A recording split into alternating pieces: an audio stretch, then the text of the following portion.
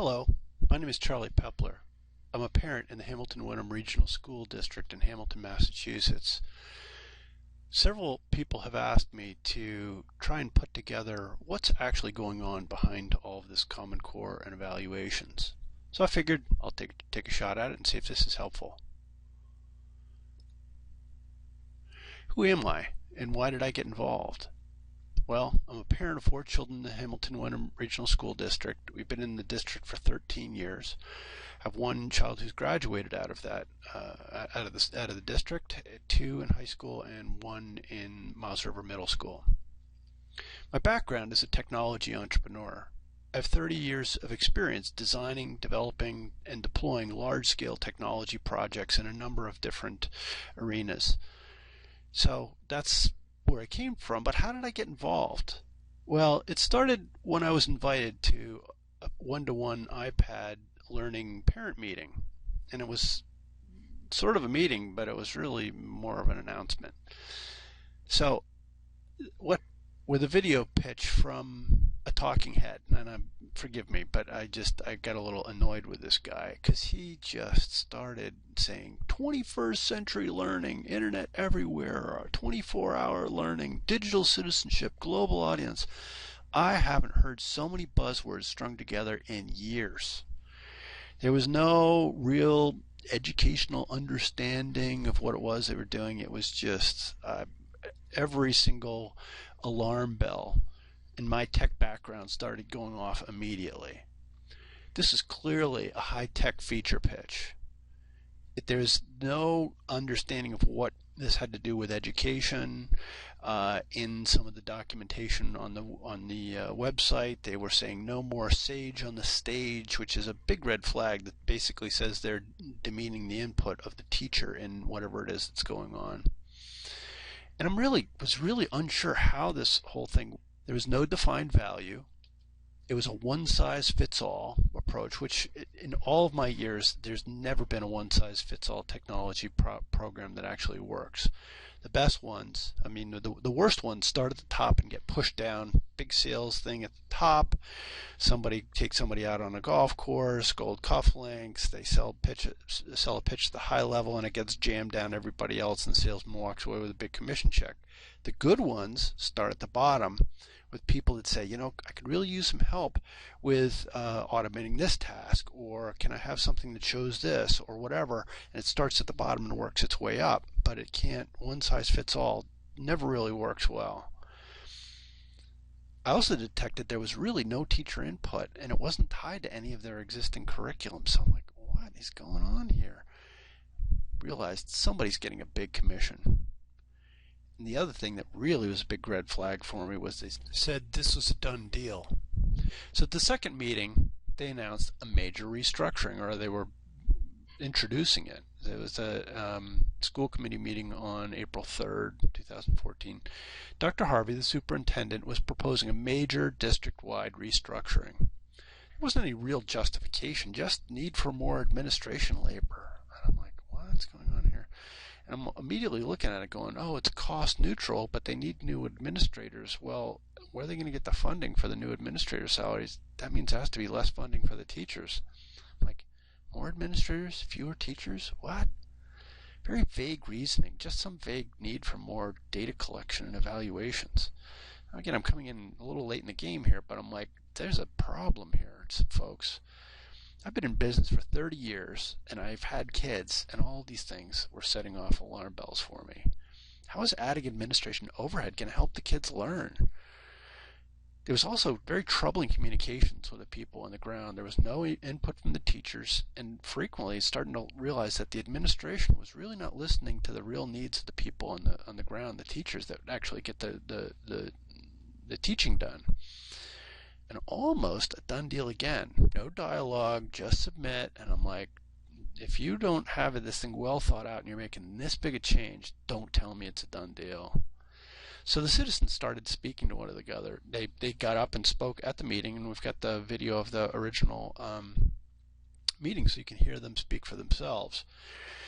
But nobody was really sure if the administration of the school committee was really listening to them. What the heck is behind all this? So I did a little digging around and I turned up some new information.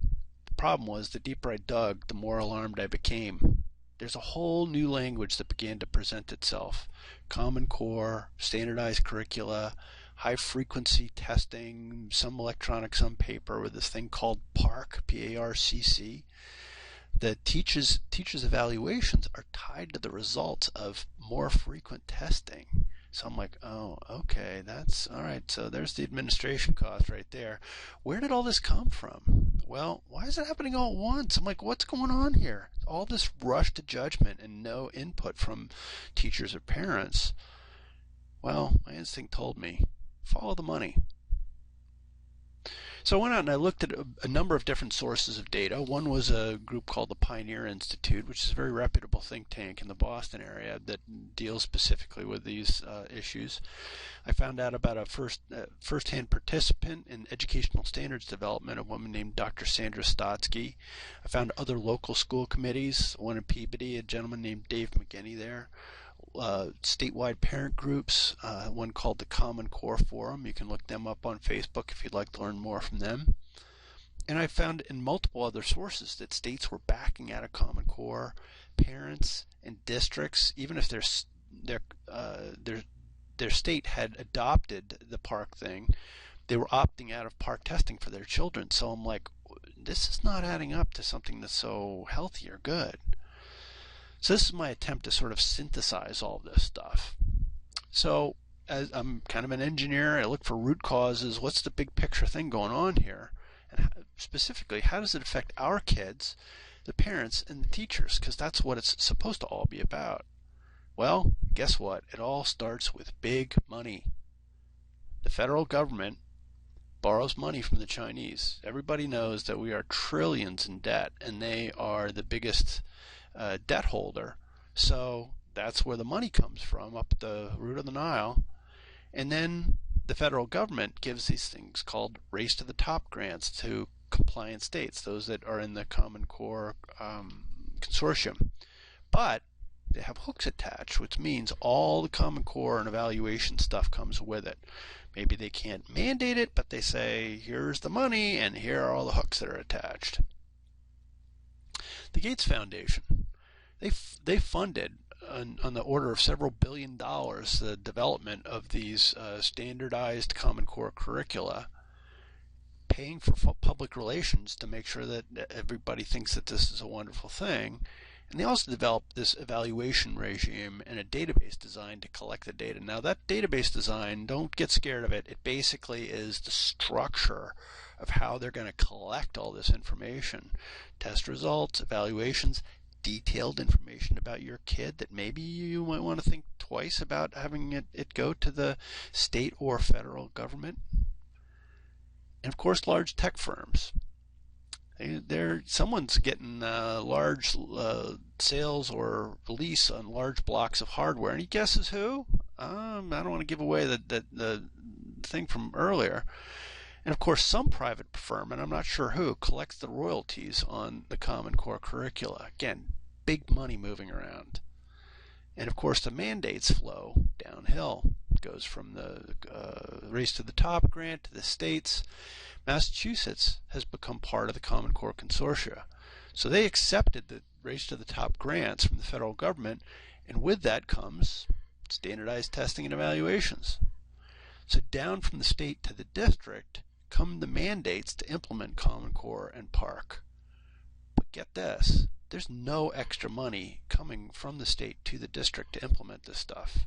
And if you want to look for evidence, look on the school district's website, find the budget for the Hamilton-Wenham Regional School District, and find the revenue lines. Some of it comes from the town, and some of it comes from something called Chapter 70. But there's no change in the budget lines from year to year to affect any of these mandates coming down. So somehow the money got stuck at the state and the mandates come down to the district. These are unfunded mandates. And what does that mean? Well, down come Common Core and PARCC, standardized tests, need all these evaluations, require extra administrators and data collection. Oh, that was what Dr. Harvey was talking about. Has to remain budget neutral. So the salaries for the new administrators have to come from somewhere, and the only place they can come from is the teachers. So look for teacher layoffs. So how does the iPad fit into all this? Guess what's really great at collecting test and evaluation data? That's right, standardized hardware platform and easy to use apps. If you're really curious, I would recommend that you open up iTunes, go up to the search bar for applications and type in Common Core, and your screen will fill quickly. So there's already all these applications for delivery of content, delivery of curricula. All of these things have already been set up specifically for the iPad. So it goes straight to the kids' brains. Do not pass go. Do not consult with teachers or parents. Bet you these applications tie to the testing and evaluation hierarchy for Common Core and Park. So now they've got the little device in their hands, they get the curricula and they do the tests, and guess where it all goes? Into a common database design. I remind you again, follow the money. These leasing programs generate guaranteed revenue stream to Apple. It's not included in any district budget, comes straight out of parents' pockets. The teachers really had no influence on this whatsoever. They're not involved in the decision making really in any way at all. They are trained to use pre-selected apps. So guess what? There goes some more money into training to make sure that they use these pre-selected apps, and they are evaluated by whether they use those pre-selected apps or not. No more sage on the stage. They basically get to help run the iPads, is all as I can tell. Now, don't get me wrong, there are good applications that an iPad can be used for, but that does not translate into a one-size-fits-all leasing program for every parent in the school district, and particularly for the younger children in the elementary school. To get them nursing on these things at a very early age is not age appropriate. But that's one of the designs, is to catch them early. So draw your own conclusions. Do your own research. Ask yourself some basic questions about your child's education. Does anybody really need to be taught to use an iPad? Hand it to somebody in 15 minutes. They're all over the thing. It's very easy.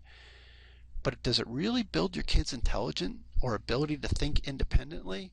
If you leave them alone with an iPad, and run this experiment if you have kids that are middle high school, and what do? Well, they're on to Netflix and Facebook and Twitter and Tumblr and you name it. They are communicating with an entire broad network that's immensely wide and a fraction of an inch deep.